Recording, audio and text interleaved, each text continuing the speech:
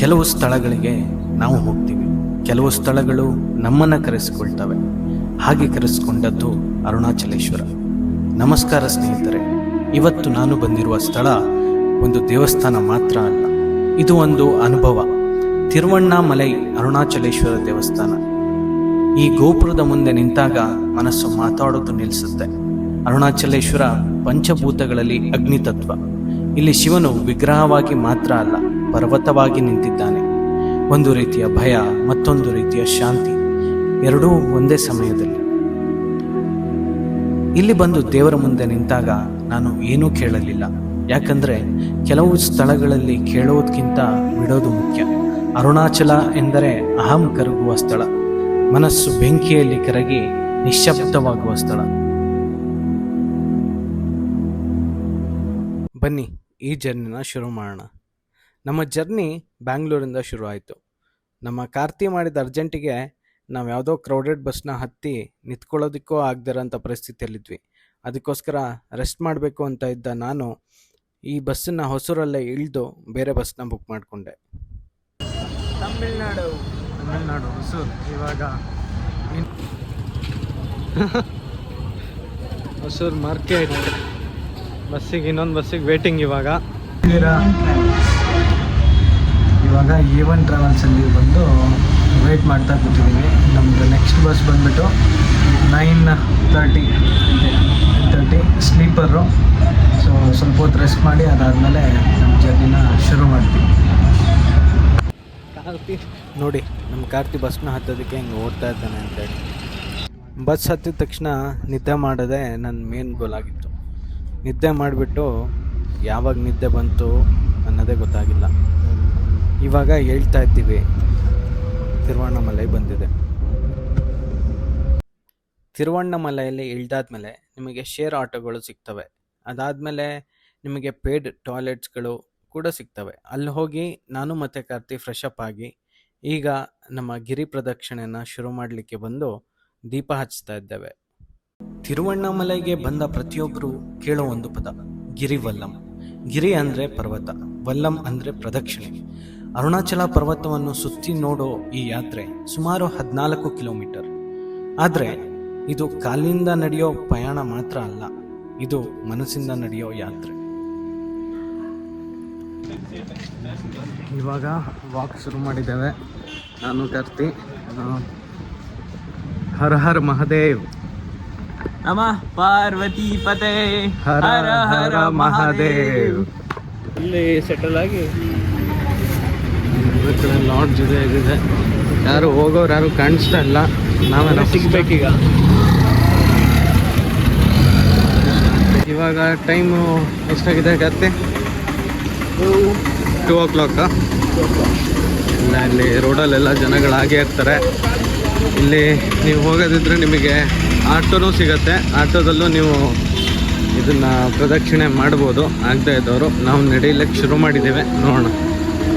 ಗಿರಿವಲ್ಲಂ ಯಾತ್ರೆಯ ಆರಂಭದಲ್ಲೇ ಸಿಗುವ ಮೊದಲ ಲಿಂಗ ಇಂದ್ರಲಿಂಗ. ಪೂರ್ವ ದಿಕ್ಕಿನಲ್ಲಿ ಇರುವ ಈ ಲಿಂಗ ದೇವತೆಗಳ ರಾಜ ಇಂದ್ರನಿಗೆ ಸಂಬಂಧಿಸಿದೆ ಎಂದು ನಂಬಲಾಗುತ್ತೆ. ಗಿರಿವಲ್ಲಂ ಆರಂಭಿಸುವ ಮುನ್ನ ಇಲ್ಲಿ ನಿಲ್ಲುವುದು ಒಂದು ಸಂಪ್ರದಾಯ. ಯಾಕೆಂದರೆ ಇಂದ್ರಲಿಂಗ ಯಾತ್ರೆಗೆ ಅನುಗ್ರಹ ಕೊಡುವ ಮೊದಲ ದ್ವಾರ ಅಂತ ಕರೀತಾರೆ. ಇಲ್ಲಿಂದಲೇ ನಡೆ ಶುರು. ಹೊರಗಿನ ದಾರಿಯಲ್ಲ, ಒಳಗಿನ ಯಾತ್ರೆ. ಹಿಂಗಿದೆ ಶೋಶು. ಹಾಂ, ನಿದ್ದೆ ಬರ್ತಾ ಇದೆಯಾ ಇಷ್ಟು ಬೇಗ? ಇವಾಗಷ್ಟೇ ಶುರು ಮಾಡಿದ್ಯಾ? ಇನ್ನು ಮುಂದಂಗೆ ಇದ್ರ ಮಧ್ಯ ನಮ್ಮ ನಿತ್ಯಾನಂದನ್ ಪೋಸ್ಟರ್ಗಳನ್ನ ಇಲ್ಲಿ ಯಾಕೆ ಹಾಕಿದ್ದಾರೆ ಅಂತ ಗೊತ್ತಾಗ್ತಾ ಇಲ್ಲ. ಇರ್ಲಿ, ನಮ್ಮ ಯಾತ್ರೆನ ಮತ್ತೆ ಕಂಟಿನ್ಯೂ ಮಾಡೋಣ. ಮಹಾಗಣಪತಿ ದೇವಸ್ಥಾನ ಇದೆ. ಗಣಪತಿ ಆಶೀರ್ವಾದ ತಗೊಂಡು ಮುಂದೆ ಹೋಗ್ತೀನಿ.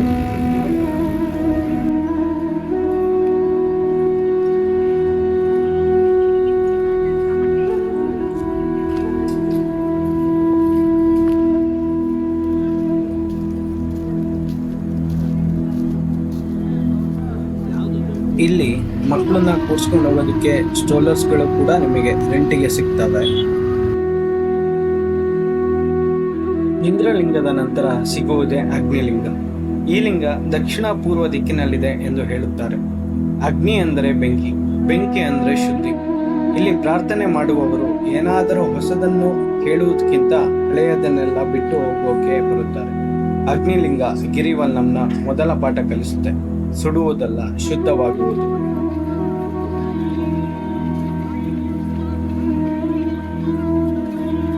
ಅಗ್ನಿಲಿಂಗದ ನಂತರ ಸಿಗುವುದೇ ಯಮಲಿಂಗ.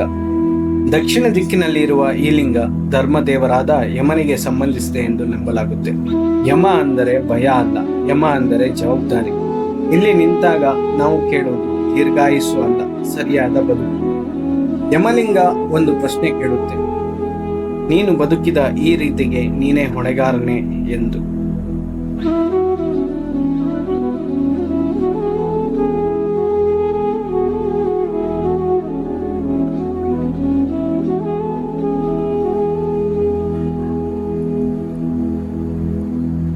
ಯಮಲಿಂಗದ ನಂತರ ಸಿಗುವುದೇ ನಿರತಿಲಿಂಗ.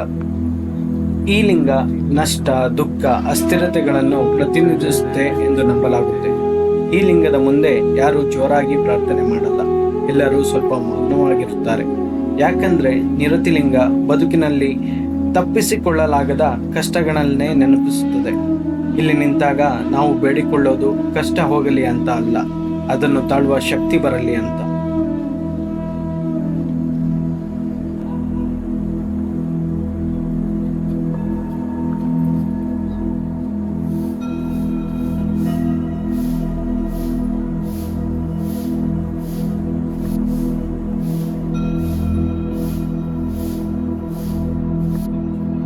ನಂತರ ಸಿಗುವುದೇ ವರುಣಲಿಂಗ. ವರುಣನಿಗೆ ಸಂಬಂಧಿಸಿದೆ ಎನ್ನಲಾಗುತ್ತೆ. ನೀರು ಅಂದರೆ ಶಾಂತಿ, ನೀರು ಅಂದರೆ ಸಹನೆ. ಇಲ್ಲಿ ಬಂದಾಗ ಹಿಂದಿನ ಲಿಂಗಗಳಲ್ಲಿ ಕಟ್ಟು ಹಾಕಿದ ಭಾವನೆಗಳು ಸ್ವಲ್ಪ ಕರಗುತ್ತೆ.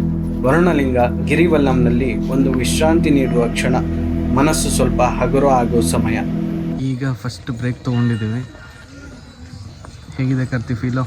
ಸೂಪರ್. ಕಾಲು ನೋವ್ತಾ ಇದೆಯಾ? ಇಲ್ಲ, ಅಷ್ಟೆಲ್ಲ ಏನು ಕಾಲು ನೋವ್ತಾ ಇಲ್ಲ. ನೋಡೋಣ ಇನ್ನು ಮುಂದೆ ಹೋದ್ಮೇಲೆ ಹೇಗಿರುತ್ತೆ ಅಂತೇಳಿ. ಹೇಗಿದೆ ಕರ್ತಿ ಫೀಲು? Half way, fresh. ಇವಾಗ ಸ್ವಲ್ಪ ಕಾಲು ನೋವು ಶುರು ಆಗ್ತಾ ಇದೆ ನನಗೆ. ನಿಮಗೆ ಗೊತ್ತಿಲ್ಲ ಇನ್ನು ಏನಂತ ಹೇಳಿ.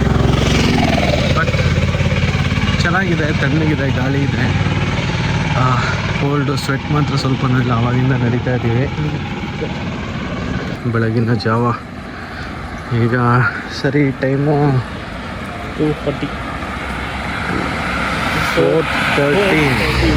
4:13. ನಾವು ಶುರು ಮಾಡಿದ್ದು 2 o'clock-ಗೆ. ಇವಾಗ 4:13. ಇನ್ನು ಬರೀ ಹಾಫ್ ವೇ ಆಗಿರೋದು. ಹೋಗೋಷ್ಟೊತ್ತಿಗೆ 6 o'clock ಆಗುತ್ತೆ ಅನಿಸುತ್ತೆ. ವರುಣಲಿಂಗದ ನಂತರ ನಮಗೆ ಸಿಗುವುದೇ ವಾಯುಲಿಂಗ. ವಾಯುಲಿಂಗ ವಾಯುದೇವನಿಗೆ ಸಂಬಂಧಿಸಿದೆ ಎಂದು ನಂಬಲಾಗುತ್ತೆ. ಗಾಳಿ ಕಾಣಿಸೋದಿಲ್ಲ, ಆದರೆ ಅನುಭವ ಆಗುತ್ತೆ. ಇಲ್ಲಿ ನಡೆಯುವಾಗ ಉಸಿರು ಸ್ವಲ್ಪ ಆಳವಾಗುತ್ತೆ, ಹೆಜ್ಜೆಗಳು ಹಗುರವಾಗುತ್ತವೆ. ವಾಯುಲಿಂಗ ನಮಗೆ ನೆನಪಿಸುತ್ತೆ, ಬಿಡೋದನ್ನು ಕಲಿತಾಗ ಬದುಕು ಸ್ವತಂತ್ರವಾಗಿರುತ್ತೆ ಅಂತ ಹೇಳಿ.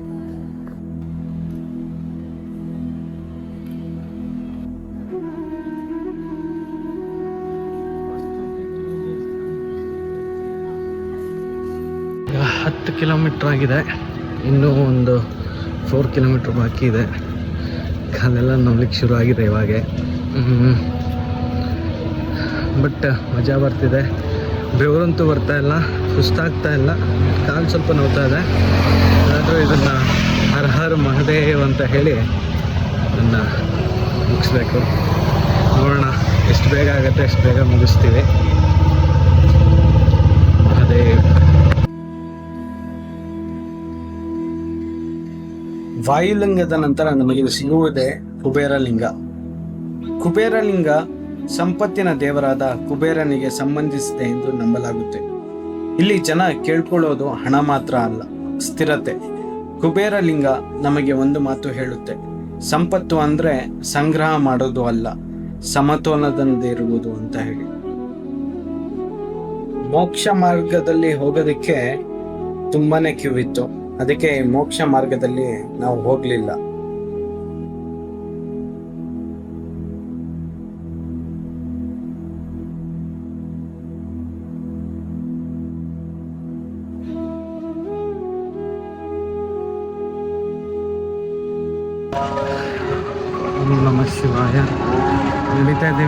ಕಿಲೋಮೀಟರ್ ಇದೆ? 2 ಕಿಲೋಮೀಟರ್ಸ್. ಓಕೆ, ಇವಾಗಂತೂ ಇನ್ನೂ ಕಾಲು ಡ್ಯಾನ್ಸ್ ಮಾಡ್ತಾ ಇದೆ ನಂದು. ಕಾರ್ತಿ, ನಿಂದು ಹೆಂಗಿದೆ? Still okay. ಅವ್ನಿಗೆ ನಿದ್ರೆ ಮಾತ್ರ ಬರ್ತಾ ಇದೆ ಅಷ್ಟೇ, ಬಿಟ್ಟರೆ ಇಲ್ಲೇ ಮಲ್ಕೊಳ್ತಾನೆ ಅವ್ನು ಇವಾಗ. ಓಕೆ, ನೋಡೋಣ. ಓಂ ನಮಃ ಶಿವಾಯ ಹೇಳ್ಕೊಂಡು ಹೋಗ್ತಾ ಇದ್ದೀವಿ. ಕುಬೇರ ಲಿಂಗದ ನಂತರ ಗಿರಿವಲ್ಲಂ ದಾರಿಯಲ್ಲಿ ಕೊನೆಯಲ್ಲಿ ಬರುತ್ತದೆ ಈಶಾನ್ಯ ಲಿಂಗ. ಉತ್ತರ ಪೂರ್ವ ದಿಕ್ಕಿನಲ್ಲಿ ಇರುವ ಈ ಲಿಂಗ ಶಿವನ ಅತ್ಯಂತ ಶಾಂತ ರೂಪವನ್ನು ಪ್ರತಿನಿಧಿಸುತ್ತೆ ಎಂದು ನಂಬಲಾಗುತ್ತೆ. ಎಲ್ಲಾ ಲಿಂಗಗಳನ್ನು ದಾಟಿ ಇಲ್ಲಿಗೆ ಬಂದಾಗ ಮನಸ್ಸು ಹಗುರವಾಗುತ್ತದೆ. ಈಶಾನ್ಯ ಲಿಂಗ ಗಿರಿವಲ್ಲಂನ ಅಂತ್ಯ ಅಲ್ಲ, ಅದು ಒಂದು ನಿಶಬ್ದ ಆರಂಭ. ಇಲ್ಲಿಂದ ಮುಂದೆ ನಡೆ ದಾರಿಯಲ್ಲಿ ಅಲ್ಲ, ನಮ್ಮೊಳಗೆ. ಬೆಳಗ್ಗೆ ಆಯಿತು 6:30.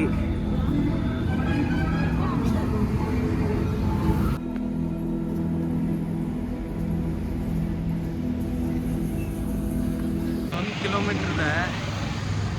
ಈ 1 ಕಿಲೋಮೀಟ್ರ್ ಹೋಗೋದಕ್ಕೆ ಇಷ್ಟೊತ್ತಾಗ್ತಿರೋಷ್ಟು ಟ್ರೈನ್ ನಡೀತಾ ಇದೆ. ಈ 1 ಕಿಲೋಮೀಟ್ರ್ 1 ಅವರ್ ಹೋಗ್ತೀವಿ ಅನ್ನೋ ಗೊತ್ತಿಲ್ಲ. ನಡೆದಲ್ಲೇ ನಡೀತಾ ಇದ್ದೀವಿ, ಅಲ್ಲೇ ಕಾಲು ಹಾಕ್ಕೊಂಡು ಮುಂದೆ ಹೋಗ್ತಾ ಇಲ್ಲ ದಾರಿ. ದೂರ ಇರೋದು ಇವಾಗ ಖುಷಿ ಆಗ್ತಾ ಇದೆ. ಹಬ್ಬ ಸುಸ್ತಂತ ಏನಾಗಿಲ್ಲ, ಸ್ವಲ್ಪ ಬೆನ್ನೋವು ಅಷ್ಟೇ.